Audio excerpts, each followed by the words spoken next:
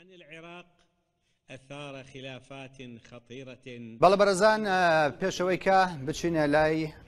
وتارەکەی دکتۆر فواد معسووم سەرۆک کۆماری عێراق ئاماژە بە چەند خەڵێک لە قسەکانی ڕایان دڵن دەکەم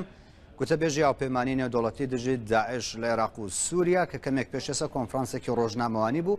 لا وەڵامی چەند پرسیارێک ڕایگەیاند کە ئەوان چاودێری دۆخی کەرکووک دەکەن و لەگەڵ بەرپرسانی عێراق و هەرێمی کوردستان لە پەیوەندیدان و هەروەها داوای کرد کە کوردستان و عێراق خۆیان دوور بگرێن لە هەر گرژیەک وارووا ڕاشی گەیاند کە هاوپەیمانان لە ئێستادا سەرنجیان زیاتر لەسەری شەڕی داعش. جارێکی دیکە دەچمەوە لای وتارەکەی دکتۆر فواد معسووم سەرۆک کۆماری عێراق.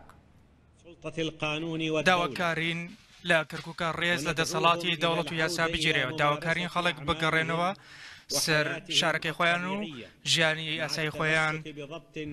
ڕای بکەن هەروەها دان بە خۆیان دابگرن لەم ڕۆژەدا داواکارین لە هێزە ئەمنیەکان هەمویان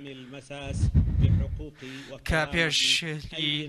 کەرامەت و مافەکانی هیچ تاکێکی پێشمەرگە و فەرمانبەران و دانیشتوانی کورد یاخۆ داوانی دیکە لە کەرکووک نەکەن وە کاریش بکەن کە هیچ پێشێلکاریەک لەو ڕۆوە ئەنجام نەدا بتوفير ضمانات عودة سريعة وبەپەلە کار بکەن بۆ ئەوەی کەوا ڕەوشێکی ئاسایی و پارێزراو بۆ کەرکووژیەکان فراهەم بکرێ ئەوانی کەوا ماڵەکانی خۆیان جێهێش بەهۆی ئەو کارە سەربازی ئەنجام درا. ئێمە لە هەمان کادا سوورین لەسەرەوەی کەوا دەبێ هەوڵەکان زیاتر بکرێن لە پێنێەوە گەڕانەوەی لایەنە ناکۆکەکان بۆ دانوستانێکی خێرا و دڵسۆزانە بۆ چارەسەرکردنی کێشە سیاسیەکان و کێشە ئیدارەکان کەوا خەڵەکە بوونە بەهۆی ئەم ڕەوشەی دوایەوە ئەوش لەسەر ئەوش بە پێی پابەندبوون بە دەستور بە شێوەیە کە مافی هەمووان بپارێزرێ هەروەها باز لەوە ئەمانوێ ئەوە بڵێن کەوە ئەم ناکۆچیانە ئەگەر جێب هێڵدرێن ڕەنگە ببێتە ململانەی قوڵتر کە زیان بە هەمووان دەگرێ هەروەها ئەنجامی وێرانکەریە بێ بۆ ئایندەی هەموو عێراقیەکان. ڕۆڵەکانی گەلی مەزن لەم ڕەوشەدا لە کاتێکدا پێشبینەکان زۆر جیاوازن و دوور دەکەونەوە لە یەکتر. ئێمە بە پێی پێگەکەی خۆمان و بەرپرسیارەتی دەستوریمان جەخت لەوە دەکەینەوە کەوە زۆر گرنگە پابەندبوون هەبێ بە دەستورەوە وەک بنەمایەک بۆ هەر ڕێکار و هەنگاوێک ئێمە ڕژدین لەسەر ئەوە و دەمانەوێ بیپارێزین. ئێمە لەم ڕوانگەیەوە لە ماوەی ڕابردوودا هەوڵی زۆرماندا و لە پێناو گەیشتن بە چارەسەرێک یاخۆ دەری هیچ نەبێ ئەو قەیرانە مەترسیداری هەیە بۆی سووک بکرێتەوە کەوە سەری هەڵدا لە نێوان حکوومەتی فیدراڵی و حکوومەتی هەرێمی کوردستان بەهۆی سووربوونی هەرێمی کوردستان بە تاکلایەنە لەسەر ئەنجامدانی گشتپرسی و بە شێوەیەکی بەهێز ڕوبەڕووی هەموو تەحەدیەکان بووینەوە و ئێمە پابند و سوورین لەسەر ئەولەوێتی دەستور و یەکپارچەیی و سەروەری عێراق و جارێکی دیکە دانگەوازەکەمان نوێ دەکەینەوە بە گرنگی قوڵکردنەوەی پەیوەندیە برایانە مێژوویەکە لە نێوان پێکاتەکانی گەلی عێراق و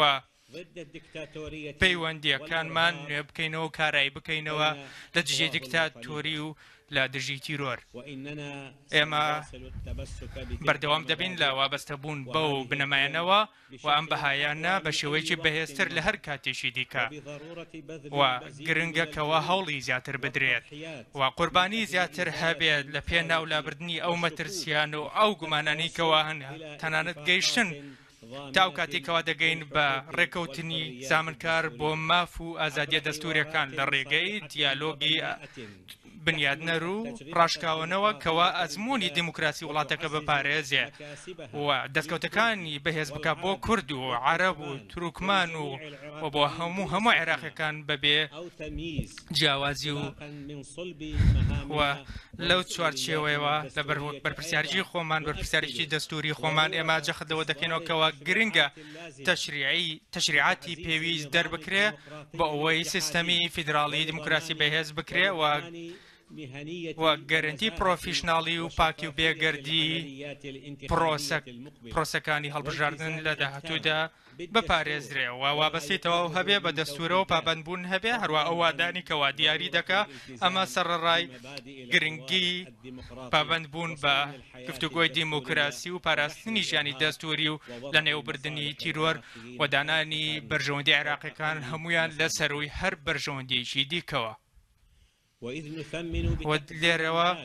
ئێمە زۆر بە بەرزی داواکەی سەماحەت ئایەتوڵای عوزما سەید عەلی سیستانی بەرز دەنرخێنین بۆەوە بەستەبوون بە دەستور بە نەس و ڕۆح و پێوە پابند بین و پشتی پێبەستین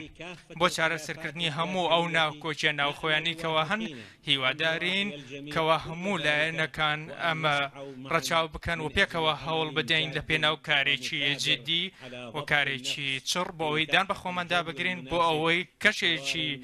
باش و تەندروست دروست بکەین بۆ گفتوگوۆیەکی دیموکراسی و ئاشتیانە و دەستوری کە پێکەوە هەنگاو بنین بۆ بەدەستێنانی سیستمێکی دیموکراسی و پاراستنی یەکپارچەیی و سەروەری عێراق. سڵاو بۆ هەموو شەهیدەکانی گەلەکەمان بە ئیرادەی عێراقیەکان سەر بکەوێت لە دەوڵەتێکی دیموکراسی ئیتیحادی پێشکەوتوودا و پارێزرا و